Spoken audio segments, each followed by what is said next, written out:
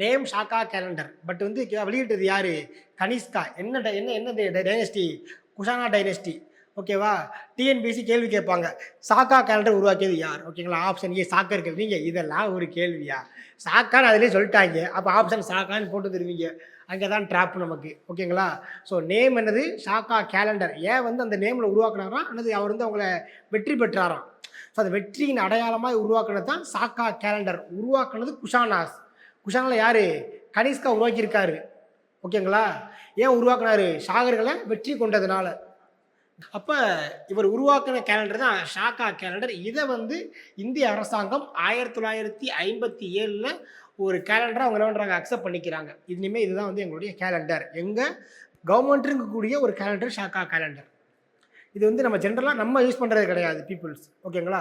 So இதான் வந்து calendar. இது எப்போ 1957 அடாப்ட் பண்ணாங்க. இது வந்து ஒரு டிஎன்பிஎஸ்சி கொஷின் கேட்டிருந்தாங்க. எந்த ஆண்டில் வந்துட்டு இந்திய அரசாங்கம் வந்து ஏற்றுக்கொண்டது அப்படின்னு 1957 ஆண்டில் ஏற்றுக்கொள்கிறாங்க. எந்த கேலண்டரை? சாக்கா கேலண்டரை. யார் உருவாக்குறாங்க? கனிஷ்கா. எந்த டைனஸ்டி?